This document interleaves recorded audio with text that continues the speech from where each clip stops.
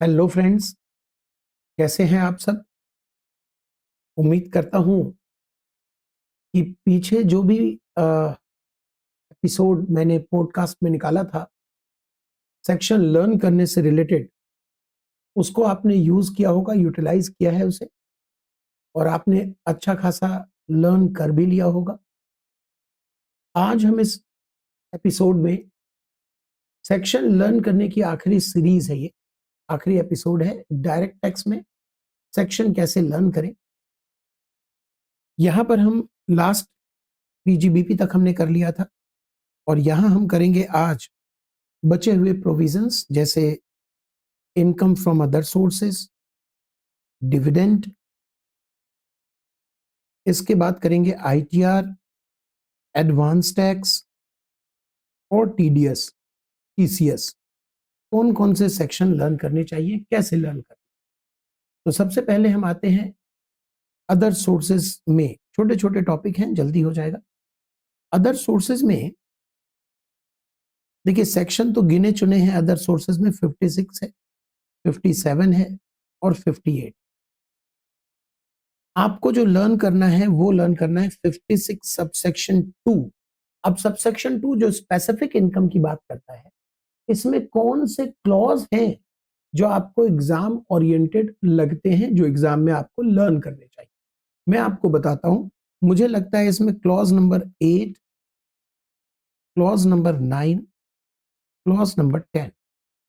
Clause number 8 क्यों? क्योंकि 8 कहता है कि अगर अगर गवर्नमेंट ने आपके कैपिटल एसेट को कंपल्सरी एक्वायर किया और एनहांस कंपनसेशन का ब्याज मिला, तो ब्याज will be taxable in the year of receipt. तो वहां रेफरेंस में आप इस क्लॉज को यूज कर सकते हो, बड़ा इंप्रेसिव दिखेगा आपके आंसर में। क्लॉज नंबर 9 56 सबसेक्शन 2 का कहता है एडवांस मनी फॉरफिटेड 1 अप्रैल 14 onwards other sources receipt basis पे टैक्सेबल। और 56(2)(10 तो पूछना ही क्या भैया, गिफ्ट की टैक्सेबिलिटी है, उसे तो छोड़ने का कोई मतलब ही नहीं। तो ये मैं चाहूंगा कि 3 क्लॉज आप याद करिए। इसके बाद अब बारी आती है कि डिविडेंड। आपको याद होगा कि डिविडेंड अदर सोर्सेज की इनकम मानी जाएगी। डिविडेंड 56(2) में अदर सोर्सेज की इनकम मानी जाती है, ये आपको याद होगा। अब समस्या ये है कि डिविडेंड में जो खर्चा आप घटाते हो, वो खर्चा 57 में घटता है। खर्चा 57 में घटता है। 57 में जो खर्चा घटाया जाता है डिविडेंड से रिलेटेड, वहां पर एक ही खर्चा घटता है, वो है लोन। अगर आपने लिया है शेयर में इन्वेस्ट, म्यूचुअल फंड में इन्वेस्ट करने के लिए, तो उसके ब्याज को घटा सकते हो। ब्याज को एक्चुअल और 20% of gross dividend which ever is lower घटाया जाता है। तो ये जो आप एग्जाम में करोगे, ऑब्वियसली करना पड़ेगा, एग्जाम में क्वेश्चन जरूर डिविडेंड का वो देंगे, और आपको वहां पर ये भी देंगे कि क्या घटाना क्या है। तो वहां जो आप 20% वाला रिस्ट्रिक्शन डालोगे, अगर आपने कोटेशन में डाल दिया कि ये हमने 57 क्लॉज 1 और प्रोविजो के हिसाब से किया है, प्रोविजो टू सेक्शन 57, तो बहुत बढ़िया इंपैक्ट पड़ेगा। प्रोविजो में लिखा है कि हम 20% से ज्यादा अलाउ नहीं करेंगे। ठीक है, बाकी मैं कुछ लर्न करने कहीं नहीं रहा। 58 में सिर्फ सबसेक्शन 4 लर्न करना है, सबसेक्शन 4 बस। अरे वहीं पर जहां पर डब्ल्यूआरसी के खर्चे को अलाउ नहीं करते, तो किस सेक्शन में नहीं अलाउ करते? 58(4) में। हो गया जी आपका आईएफओएस। आईएफओएस में और कुछ नहीं लर्न करना है। डिविडेंड में डीम्ड डिविडेंड अगर आ जाइए, तो देखिए डीम्ड डिविडेंड में तो मैंने आपको कुछ ऐसे लर्न कराया था कि सभी याद होंगे। तो मैं इसको क्यों आपको छोड़ूं कि ये छोड़ दो, ये मत याद करो, आपको सारा ही याद होगा। ए एसेट्स डिस्ट्रीब्यूशन, बी में 2 चीजें थे, बर्डन और bonus share. Bonus share to preference share holder, और कोई भी लायबिलिटी डिस्ट्रीब्यूट करेंगे तो। सी था क्लोजर यानी लिक्विडेशन, डी था डिडक्शन यानी reduction of share capital, E loan के लिए था, एडवांस के लिए था। तो सेक्शन आपको ये सारे ही डीम्ड डिविडेंड के लर्न करने चाहिए। इसके साथ 46(1) याद होना चाहिए, 46(2) याद होना चाहिए, जो कि हमने कैपिटल गेन में ही लर्न कर लिया था। 46(1), 46(2) जो कनेक्टेड है सेक्शन 222C से। ये था आपके अदर सोर्सेज में जो आपको याद करना चाहिए। इसके अलावा सेक्शन कोई और लर्न करने की जरूरत नहीं है। प्रोविजन लर्न करना अलग बात, सेक्शन लर्न करने की जरूरत नहीं है। आईटीआर, इनकम टैक्स रिटर्न में सर कौन कौन से सेक्शन लर्न करें? गुड। देखिए, इनकम टैक्स रिटर्न में आपको जो लर्न करना चाहिए वो याद एग्जाम के लिए फोर्थ प्रोविजो 139(1) का याद कर लीजिएगा, जिसमें आउटसाइड इंडिया एसेट्स होने पर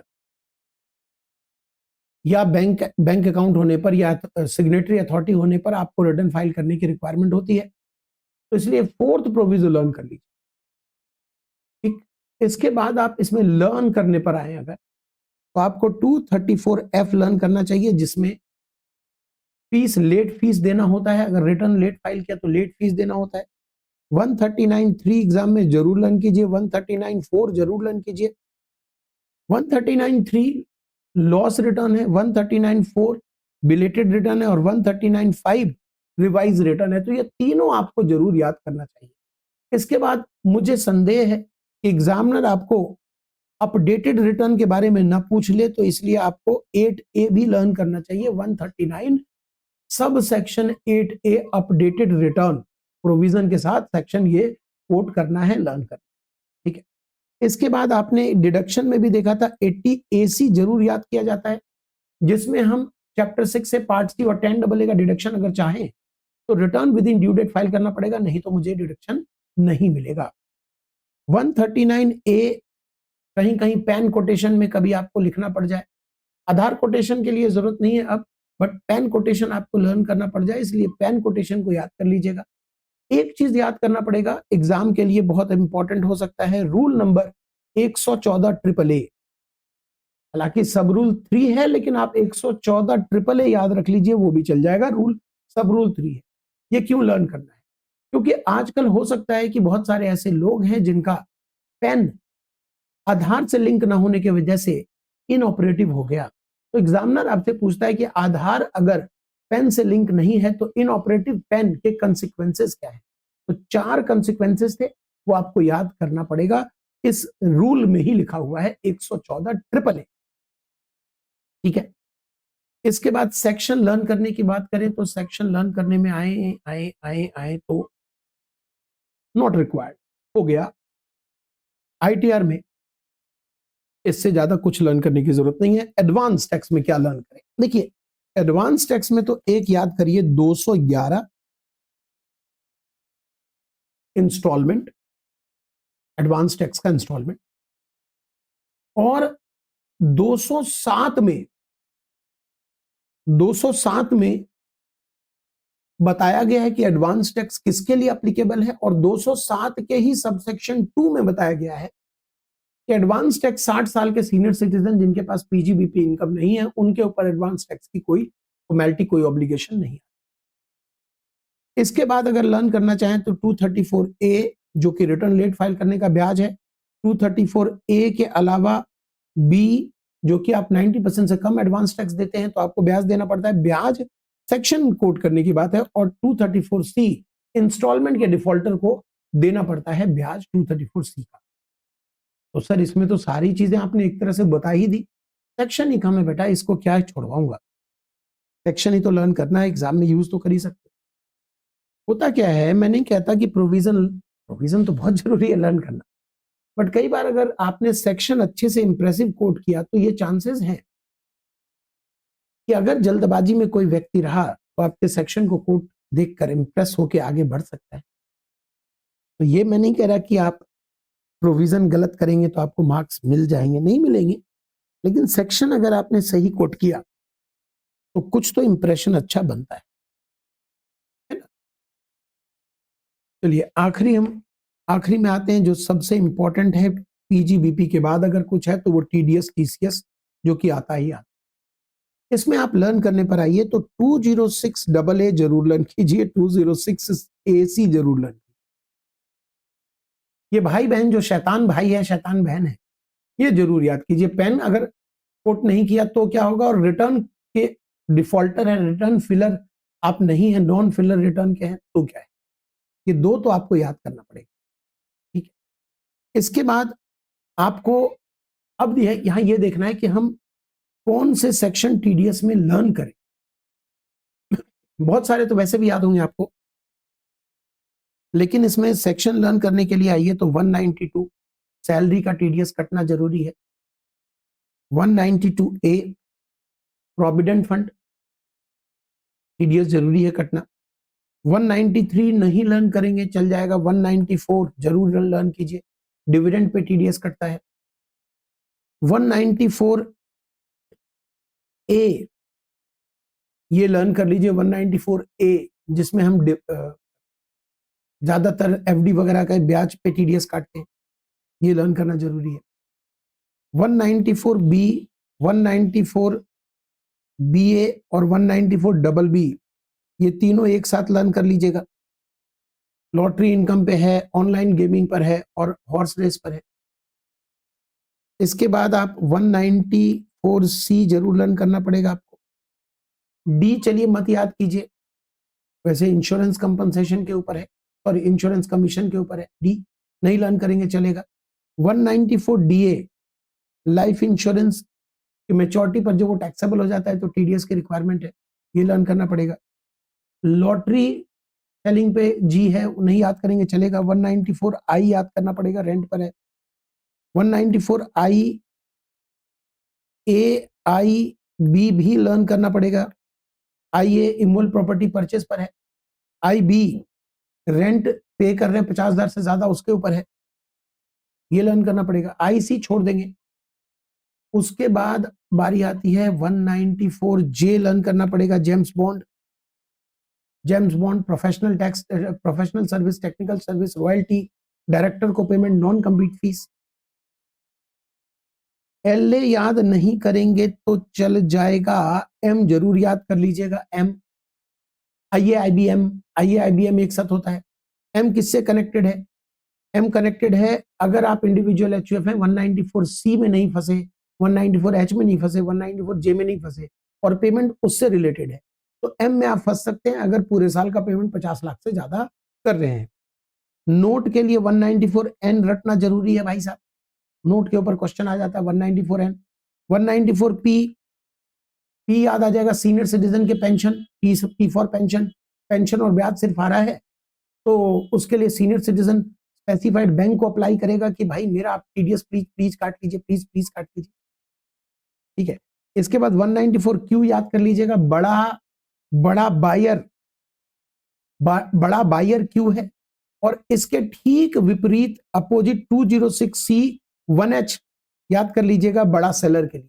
तो बड़े बायर क्यू में है, बड़ा सेलर जो है H में। इसके इन दोनों के ऊपर इंपॉर्टेंट वीडियो मैंने बनाया है यूट्यूब पे, आप चेक कीजिएगा मेरे चैनल पे। तो इन दोनों के ऊपर इंपॉर्टेंट वीडियो मैंने बनाया है जो एग्जाम ओरिएंटेड है, उसको भी देखना जरूरी है। 194R आपको याद होगा, जब पीजीबीपी आपको बता रहा था मैं, पीजीबीपी तो 28 क्लॉज नंबर 4, जहां पर अगर किसी बिजनेस में किसी को गिफ्ट बेनिफिट वगैरह मिलता है तो वो पीजीबीपी उसकी मार्केट वैल्यू मानी जाती है। ये 194R कहता है कि अगर वो 20,000 से ऊपर है तो 10% का टीडीएस भी डिडक्ट किया जाएगा, तो इसलिए ये याद करना जरूरी है। इसके बाद सीधा आ जाते हैं हम रटने की बात अगर करें तब, बाकी तो इंपॉर्टेंट तो और भी एसएससी डिफॉल्ट वगैरह भी इंपॉर्टेंट है, बट याद करें कोटेशन कौन सा डालेंगे एग्जाम में, कोट क्या करेंगे, अगर हम उसकी बात करते हैं तो आपको अब टीसीएस पे आ जाना चाहिए। टीसीएस 206C ये टीसीएस है। अब 6C का सबसेक्शन 1F फरारी यानी मोटर व्हीकल 10 लाख से ऊपर तो याद रखिएगा। अच्छा, उसके बाद 1H जो अभी हमने बात की, हायर ट्रांजैक्शन के ऊपर है। इसके बाद 1G मतलब 1G जी मतलब जो आपको फॉरेन करेंसी जब आप बाई करते हैं उसके ऊपर है। तो फॉरेन करेंसी जब आप मतलब आपको ऑब्टेन करना होता है तो फॉरेन करेंसी ऑब्टेन करते हैं LRS रेमिटेंस के अंतर्गत, तो वहां पर टीसीएस कलेक्ट करने की बात की गई है। टीसीएस कौन कलेक्ट करता है? सेलर। टीसीएस कौन कलेक्ट करता है? सेलर। तो ये आपको याद रखना है, इसके अलावा आपको लर्न करना है कुछ भी नहीं। तो लीजिए साहब, मैंने थोड़ा छोटा कर दिया, बड़ी हिम्मत दिखाई कि बोल सकूं कि छोड़ो इतना ही लर्न करके जाओ। सेक्शन जो कोट करना है, प्रोविजन की बात नहीं कर रहा, वो तो आपको रिवीजन क्लास मैंने जो दे रखा है, रिवीजन क्लास में कराता रहता हूं। उस रिवीजन क्लास में सारे प्रोविजंस जो लेस इंपॉर्टेंट है, जो कम इंपॉर्टेंट है, उसको इग्नोर भी करवाया है, जो ज्यादा इंपॉर्टेंट है उस पर वजन भी डाला हुआ है। प्रोविजन अलग चीज है बेटा, एपिसोड लास्ट कर रहा हूं इसलिए बताना जरूरी है कि प्रोविजन अलग चीज है और सेक्शन अलग है।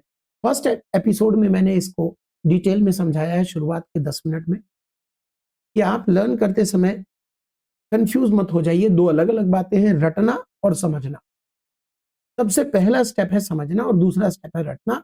दूसरे स्टेप के बगैर पहला स्टेप अधूरा है और पहले स्टेप के बगैर दूसरा स्टेप जो आप लेते हैं वो मूर्खता है। तो ध्यान रखिएगा, मेरा प्रयास था कि इस पॉडकास्ट में आप सुने सुने सुने और याद हो जाए, वही सेक्शन जो है एग्जाम के लिए जरूरी। Love you all.